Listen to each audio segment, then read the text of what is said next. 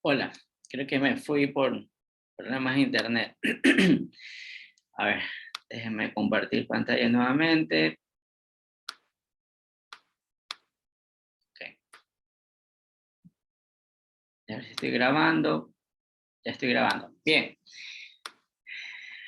como venimos diciendo, ¿no? Eh, ¿Por qué es importante el análisis de falla? Queremos que no vuelva a suceder, pero se lo ha evaluado desde el punto de vista económico, porque siempre es importante saber cómo tenemos que evaluarlo, ¿ya?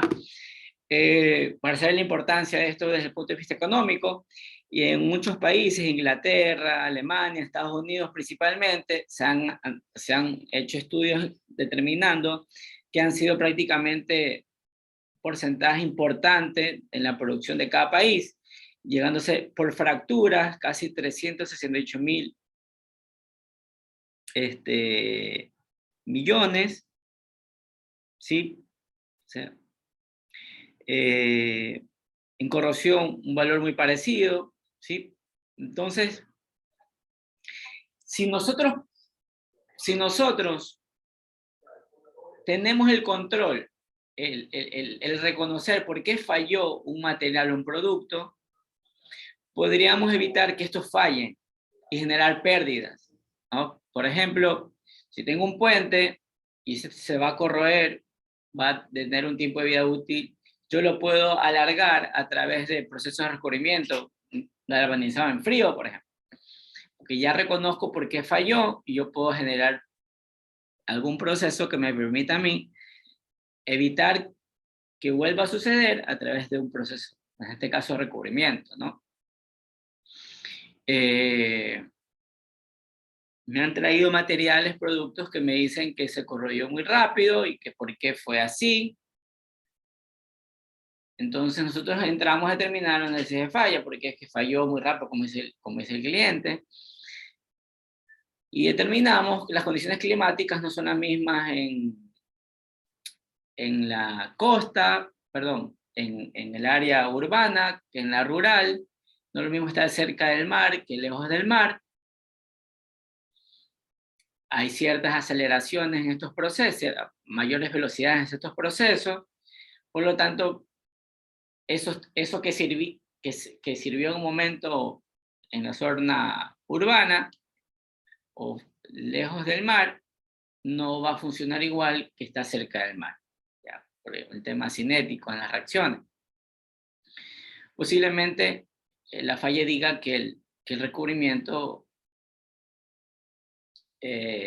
no era lo suficiente para hacer mantenimientos en tan corto tiempo, sino tal vez cada 5 años. Entonces necesitamos aumentar el espesor de recubrimiento, por ejemplo, ¿no? Si queremos determinar el tiempo de vida útil de un producto o por qué falló. Entonces, el reconocer los mecanismos de daño o por qué se dañó finalmente, que es lo que tenemos que ver acá, nos va a permitir a nosotros ahorrar, ¿sí? ¿Sí? No tumbamos el puente, sino con mantenimientos podemos alargar y reducir los costos, ¿sí? Podemos reducir los costos solamente con mantenimiento y así evitamos gastar, ¿no? Entonces, la relación entonces de falla, el reconocer por qué se fracturó, por qué falló por corrosión, nos va a permitir como país evitar gastos, ¿sí?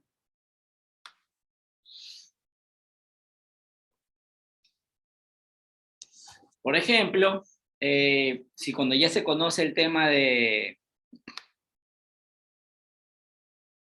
por qué falló un componente, por ejemplo, determinando el tipo de fractura, yo puedo reducir casi un 30%, ¿sí? Que pueda fallar aplicando un mejor diseño, control de defectos, ¿sí? Mantenimiento, reparación.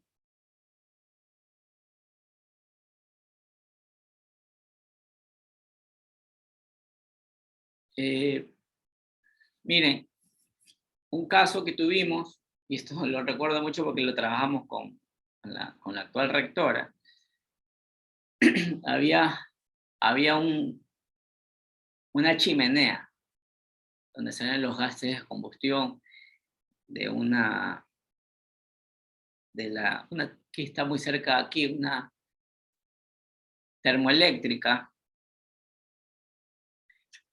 Cambiar los ladrillos costaba alrededor de $400.000, y ellos veían que ya habían fisuraciones dentro del ladrillo refractario del interior de la chimenea, ¿no? Y ellos, al ver fractura, o sea, ver fisuras, mejor dicho, ver fisuras dentro de los ladrillos en varios lugares, ellos ya decían que tenían que cambiar, eh, tenían que cambiar tenían que cambiar todos los ladrillos de la chimenea. Y los ladrillos refractarios no había aquí, se importan, y era extremadamente caro por las temperaturas que llevaban estos. Entonces, el primer trabajo que tuvimos que hacer nosotros es por qué falló, por qué se están fracturando. Por ejemplo, ese es el primer caso de análisis de falla que tenemos que hacer. Bueno, terminamos, encontramos que el azufre era el principal agente destructivo de estos refractarios. Si bien es cierto, el material cerámico es un material que tiene mayor resistencia al medio ambiente, hay algo que sí los agrede, que es el tema químico. Y en este caso, el refractario era el azufre de la combustión. Entonces, en los análisis terminamos la presencia alta de azufre, ¿no? Dentro del ladrillo, no únicamente el combustible, sino dentro del ladrillo. Y le evitamos, porque el trabajo que concluimos, nos tuvimos que meter a chimenea bastante alta, determinamos con el estudio que hicimos que deben hacer un control del defecto. Porque los procesos de falla, de fractura o de falla son procesos de nucleación y crecimiento. ¿Sí? Entonces, para que algo falle, debe primero nuclear, formarse un defecto, y después estos comienzan a crecer hasta que llega la falla catastrófica. Entonces, nosotros determinamos que controlando los defectos, haciendo un mapeo de la chimenea, ellos podrían tener por lo menos unos 5 años más y se evitaban gastar en una chimenea nueva, casi $500,000, ¿no? Con un trabajo que habíamos cobrado de 10.000 o 15.000. No, perdón, costó $30.000, me acordé. Porque el trabajo que hicimos, sí, $35.000 cobramos. El trabajo que hicimos, me acuerdo porque no nos pagaron hasta después de 6 meses. Y tal vez les pueda servir la experiencia. En estos comités hay un equipo que pide un ensayo en las empresas, y es importante definir en los contratos que el equipo que pide sea el equipo que revise los resultados. Lo que nos pasó, grave problema, fue que el equipo que nos pidió, cuando entramos resultados, quería revisarlo otro equipo que no estuvo en el inicio, y ellos, como no entendían, no estaban de acuerdo, no querían aceptar, que debe haber sido otra cosa, por ejemplo. Entonces, quien pide debe aceptar los resultados. O sea, debería aprobarlos, no aceptar, aprobar. ¿Sí? Porque todo se basa en un presupuesto. Entonces acá fue un problema que no nos pagaron porque ese grupo desconocía y tenían otra formación y ellos tenían otra visión. ¿Okay? Entonces, lo que les quiero decir es que con un control de defecto yo puedo extender, ¿sí? Lo que pasa normalmente en los componentes que tienen tiempos de vida, ¿no? Normalmente decimos que los calderos tienen 20, 30 años de vida útil, así te venden de fábrica, ¿sí?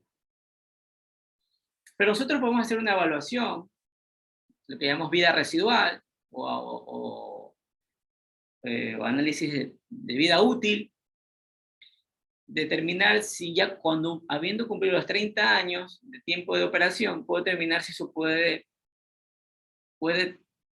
seguir operando por más tiempo, y eso reduce en el tema presupuestario, ¿no? Nadie quiere cambiar algo si todavía funciona.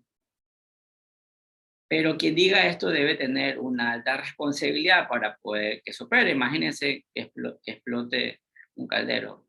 Prácticamente mueren muchas personas ahí, ¿no? Como ya ha pasado. Y así tenemos esferas de hidrógeno, tenemos un montón de reactores nucleares, ¿sí? Todo lo que tenga con altas presiones son procesos totalmente caros y incluso tiene que ver con la vida de las personas que están cerca de estos sistemas, ¿no? Entonces nosotros, reconociendo que los procesos de falla son procesos de nucleación y crecimiento, podemos determinar y controlar los efectos. Sí, podemos controlar los efectos.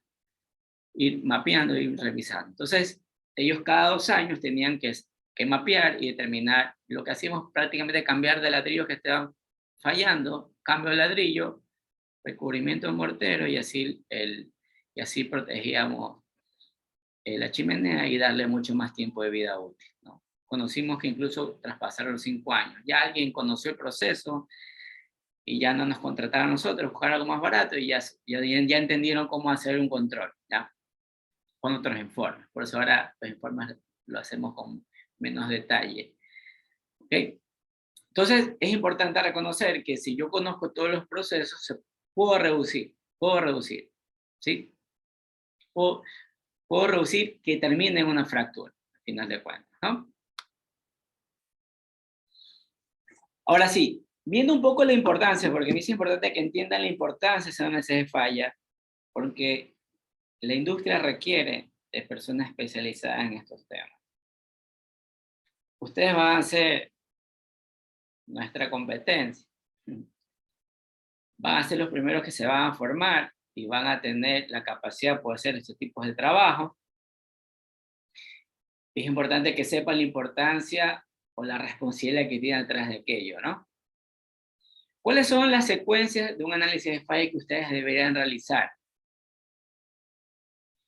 La primera es la información inicial, ¿sí? Deberían pedir toda la información a la empresa. ¿Qué quiere decir toda la información? La bitácora. ¿Quién entró a operar cuando falló? ¿Quién fue el turno anterior? ¿Quién fue el nuevo turno? ¿Ya? ¿Quién registró la falla? ¿Dónde fue? ¿Cómo fue? Si hay informes internos, tienen que compartir toda la información, ¿sí? Normalmente las empresas manejan bitácoras y ahí normalmente hacen informes internos ellos. Toda la información tienen que nosotros dar para hacer análisis de falla nosotros, ¿no? Toda la información inicial. Por ejemplo, si hablamos de ese container que en el mar se pudo haber contaminado esas planchas de acero, necesito los documentos del transporte. Normalmente cuando uno tiene un producto, va a andar a puerto para transportar, hay agentes, ¿sí? Inspectores, que revisan el producto que entra. Entonces hay un documento y ellos informan, está roto, sin placas, sin identificación. Cualquier observación visual, ellos informan. Ese documento yo lo requiero. Quiero saber qué vieron en inicio. Cuando llegó al Ecuador, por ejemplo, también los inspectores también quieren ver el documento. ¿Qué hicieron? ¿Sí? Por ejemplo, me di cuenta, me decían que detectaron que tiene tal cosa. Yo asumí, dije, bueno, tiene ese falla. Yo cuando voy a hacer ensayos no me sale la misma, no sale lo mismo. Entonces yo digo, bueno, la experiencia que tuvimos ahí y que ahora ya la hacemos es que no voy a confiar en los informes de empresas internacionales, como SGS, que son internacionales, están por todo el mundo, porque debo saber la metodología. Entonces, con la pregunta de metodología, ¿qué metodología utilizaron para decir que eso fue así, o encontraron algo así? me di cuenta que esa metodología tiene un error de casi un 40%, o sea, no es válida. Por lo tanto, no me sirve. ¿Ya? Entonces yo puedo refutar un informe de alguien más porque la metodología no es la adecuada. Entonces, toda la información de todo el proceso la requiere. Todo. Todos los soportes desde que la muestra salió hasta que llegó. Absolutamente todo. Los informes internos, porque las empresas también comunicaciones internas. Toda la información requiere. Manuales de equipo, manuales de operación, los manuales internos de la empresa. Toda la información requerimos para poder determinar por qué falló un producto, por qué falló una máquina, por qué falló un componente, ¿no? Entonces, lo más importante es la información inicial.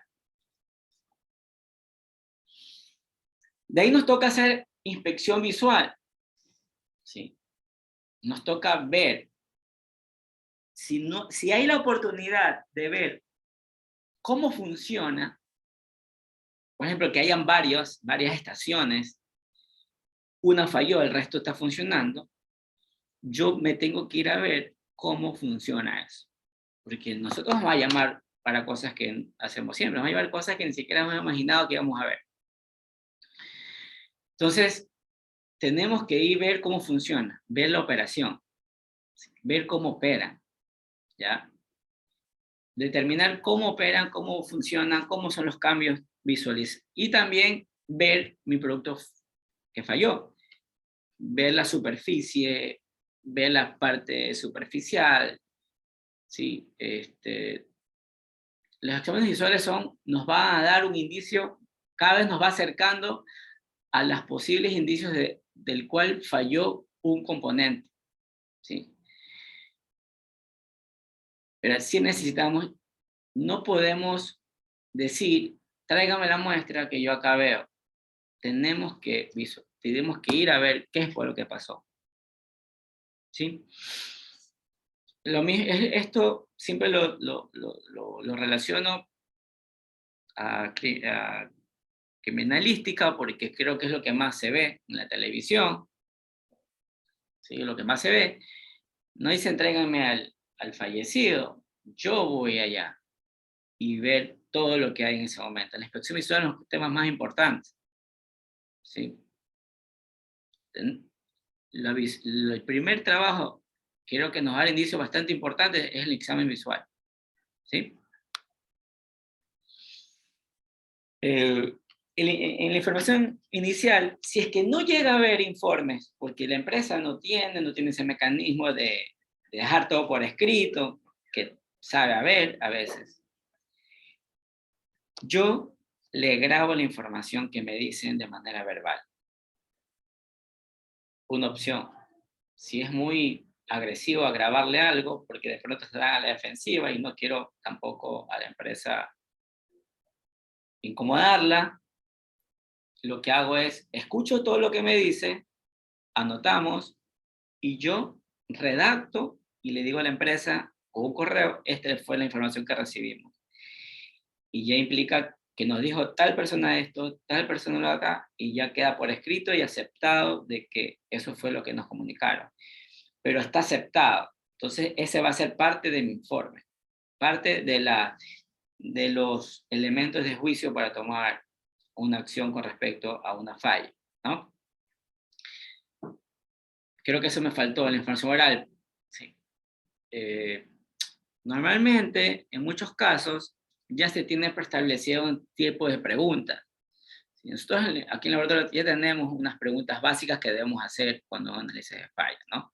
Macro, pero pueden ser muchas más detalladas, ¿no?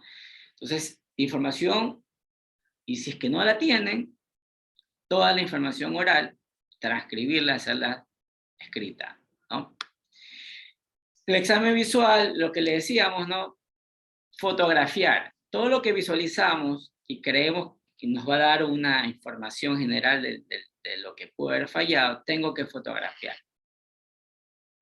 Todas las marcas, porque pueden desaparecer las pruebas. A alguien no le puede interesar algo, que se vea la verdad, y pueden desaparecer las pruebas. Entonces, por lo tanto, necesitamos nosotros documentar, ¿sí? En el examen visual necesitamos que documentar. Como les decía, yo en el paso 1, con la información solicitada, puedo pedir manuales o procedimientos de operación, y cuando vaya al punto, yo podría determinar si hay otra estación parecida, determinar si se puede evidenciar un uso indebido, por ejemplo. Pero eso solo voy a poder hacerlo cuando yo vaya a visualizar, ¿no? Los cuidados que ellos tienen, es importante saber, tiene que ver también con la operación. Sí. Normalmente, a veces voy con herramientas para poder determinar, para poder comenzar a observar. Voy con lupas, estereoscopios, ¿sí? A veces son instrumentos que me ayudan un poco a observar, todo depende del caso. Sí. Y como para cerrar un ciclo, todo eso que se ve macro, que yo puedo ver a simple vista, lo que llamamos ojo desnudo, nosotros nos sirve después para confirmar el origen de la falla, ¿no? Al principio son hipótesis, pero después termina en ser una confirmación. Entonces, la inspección visual es sumamente importante porque me permite un poco determinar cómo pudo haber sucedido. A veces en los estudios de análisis fallas, a veces no me interesa cómo sucedió, me interesa lo que sucedió, pero en muchos casos sí es importante, ¿sí?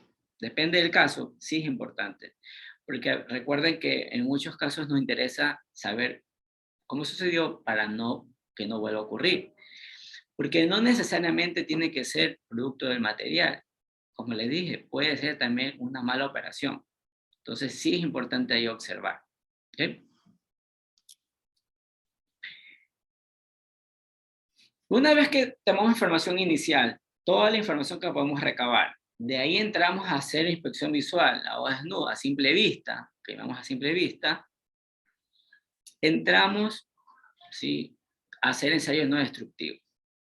Primero es ensayo no destructivo, conservación de la muestra. En el ensayo no destructivo puedo aplicar tintas penetrantes, ¿sí? Puedo considerar técnicas como partículas magnéticas, puedo hacer radiografías, ultrasonido, réplicas metalográficas, ¿sí? Puedo hacer algunas técnicas, xerography, puedo aplicar muchas técnicas para determinar, depende también del componente, determinar cuál es la. En todos estos, siempre se requiere preparación.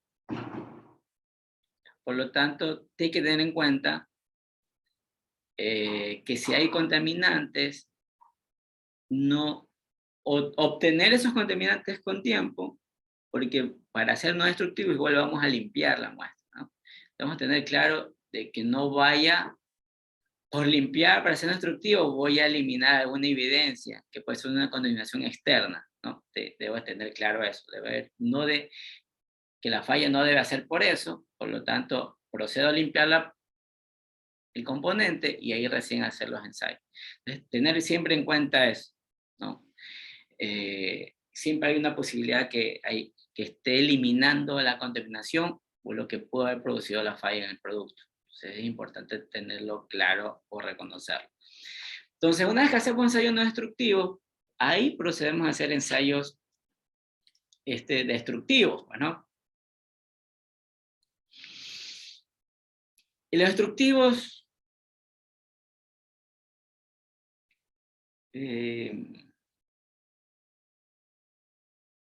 los ensayos destructivos son ensayos de mucha precisión. A final de cuentas son de mucha precisión. Lo que llamamos equipos de banco, ¿no? Por ejemplo, un análisis químico se necesita unas muestras con ciertas dimensiones y peso. No puedo meter un equipo cualquier dimensión, cualquier peso. Por lo tanto, necesito extraer, y eso implica destruir. También existen equipos de análisis químicos que son lo que llamamos de pistola. Voy, disparo, son la muestra y me da un resultado. Son no destructivos. Pero un poco quiero que entiendan la diferencia entre esos equipos que son portátiles, equipos de banco, que la diferencia está no en lo que leen, sino en la precisión de lo que leen. No es lo mismo. Uno tantea y el otro certifica. Por eso que en ningún lado van a ver que certifiquen con análisis químicos portátiles. No van a certificar. Los errores son un poco más altos. En cambio, sí podemos certificar con equipos de banco. Y son unos equipos mucho más grandes, ¿no? Tiene que ver todo con la precisión, a final de cuentas. ¿Sí? Tiene que ver todo con la precisión. Entonces, a eso le llamamos químicos destructivos, a los de alta precisión. Porque también puede haber químicos no destructivos, pero pierdes precisión. Y tal vez con eso no me arriesgue yo a dar un veredicto final. Yo no me arriesgaría. Es para tantear por donde estoy, pero no me arriesgaría. Lo que a mí me decían siempre en metrología, ¿darías tu cabeza por eso? Yo no, ¿no? Entonces, de esos tipos de químicos hablamos, ¿no? De alta precisión, para certificar algo. De ahí tenemos los ensayos de tracción, los mecánicos, que ustedes mayormente conocen, que deben tener una geometría, una forma definida, según la norma, ¿sí? Impacto, también necesitas una forma definida, por lo tanto necesitas extraer una muestra. Dureza, si bien es cierto la dureza no te deforma en todo caso, pero te deja una muesca, te deja una entalladura, y eso puede ser consuelo de tensiones en algunos casos, eso ya puede ser dañar la muestra. Ensayos de CRIP. Metalografía le decimos destructivo, porque también los de banca, hay un nuevo concepto de réplicas metalográficas que eso entran en no destructivos, es decir, lo que máximo hacemos es pulir la superficie del componente y con un microscopio portátil y una computadora podemos obtener las gráficas sin fracturar. Porque a veces yo les decía, deme un pedazo de tubería. Y dice, ¿cómo voy a sacar una tubería? Tengo que dañar todo. Entonces, metalografía, si bien es cierto, es una técnica destructiva, también hay técnicas no destructivas, le llamamos réplicas metalográficas, que nos permiten a nosotros obtener la microestructura, ¿sí? Y podemos tenerla sobre otro material, o podemos tenerla en una computadora como una imagen, ¿no? De ahí hay otros mecanismos de fatiga, otros ensayos de corrosión que se podrían hacer, ¿sí? Prácticamente, esto de fatiga, en Ecuador no conozco que existan equipos de fatiga, ¿sí? Los ensayos de fatiga normalmente son hechos por plazos muy largos, así que son unos ensayos que prácticamente no disponemos acá, pero igual es algo que existe, ¿no? Hay ensayos de fatiga que duran 10 años, y no nos podemos dar el lujo de dar una muestra por 10 años un equipo, ¿no? Entonces, digamos que igual son métodos destructivos a final de cuentas, ¿no? Cuando tengamos toda la información inicial, toda la información escrita, oral, que la tenemos que poner como la que la tenemos que documentar, de ahí la observación visual que vayamos a ver, hagamos los ensayos no destructivos, nos va a dar información, y de ahí los destructivos, que nos va a dar información, que recuerden que destructivos necesita un permiso, normalmente un permiso que me autorice de lo que va a ocurrir. Ahí me toca hacer un examen de todos los datos, ¿sí? Y ahí me toca armar un rompecabezas, que yo en el proceso del análisis de falla, yo ya me fui creando algunas hipótesis. Y acá voy a comenzar a eliminar o fortalecer dichas hipótesis con los resultados que ya me esté entregando los distintos tipos de ensayos e inspección visual, ¿no? Entonces yo voy a armar un rompecabezas al final de cuentas, ¿sí? Muchas veces puedo cuestionar resultados. Siempre pido que se replique en la medida de lo posible, ¿sí? Se replique, ¿ya? Cuando hay cuestionable, se debe replicar, porque error humano siempre va a haber. Entonces, cuando algo no coincida, se debe replicar para confirmar la hipótesis, ¿ya? Algo que siempre estamos sujetos los seres humanos como tal es al prejuicio. Como alguna vez vi algo, creo que la siguiente vez va a pasar igual. Todos los seres humanos tenemos prejuicios, ¿sí? Entonces, y ese es un prejuicio, es uno de los errores más comunes que podemos generar, ¿no? Si un cliente hizo algo, vi algo, cuando vaya a hacer ese fallo, digo, esto ya es, porque una vez lo vi. Caer en eso es un error bastante común en estos análisis de fallo, ¿sí? Lo que yo digo, tabula rasa, es decir, de cero, papel en blanco, no prejuicio en estos procesos, ¿sí?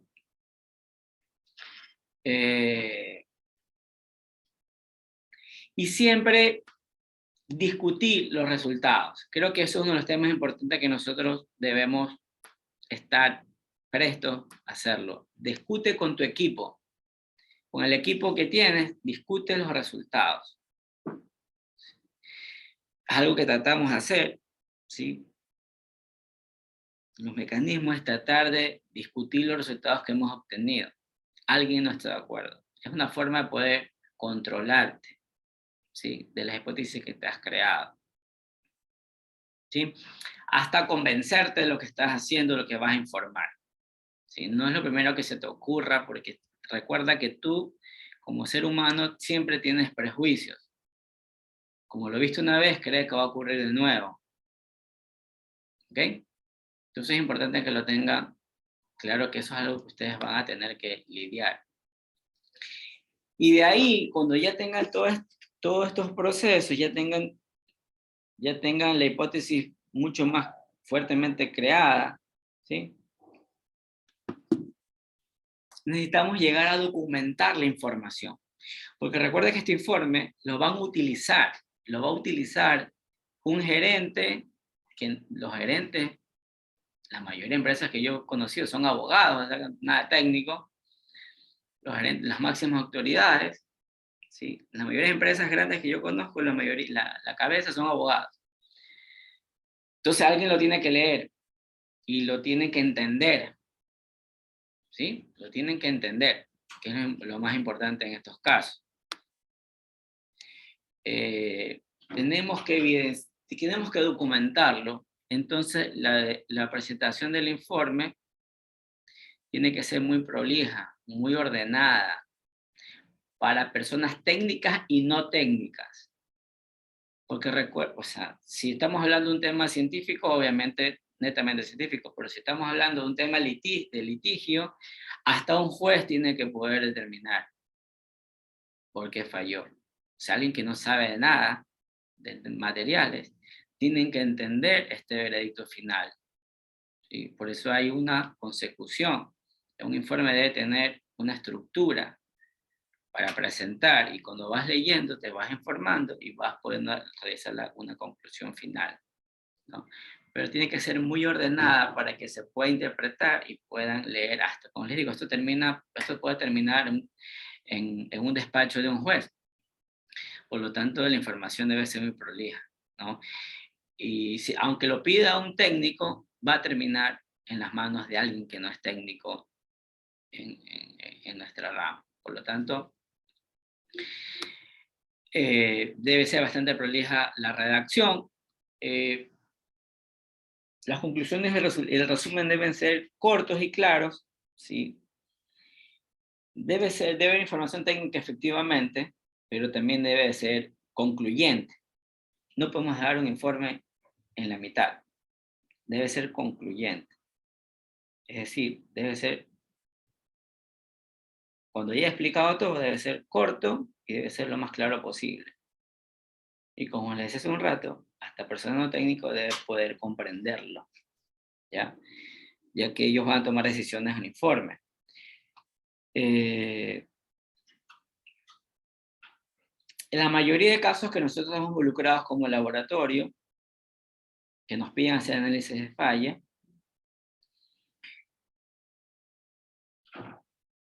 siempre buscan que pague un seguro.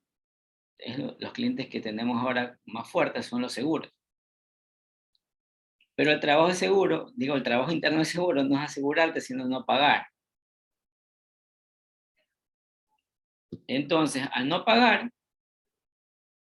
ellos necesitan a alguien y entran los ajustadores de seguro.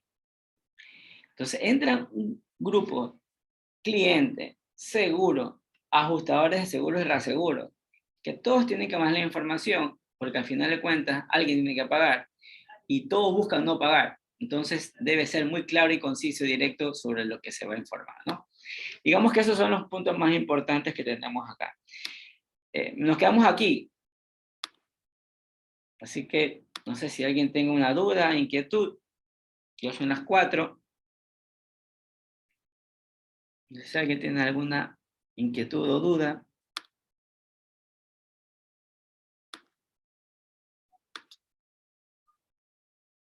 No, si no, hasta aquí nos quedamos, chicos, ¿ok? Nos vemos en la siguiente clase, el jueves. Profe, los videos de la clase, ¿podría subirlos Bueno, cada semana, por favor? ok, muy bien. ¿Algo más? Bueno, gracias chicos, nos vemos en la siguiente clase.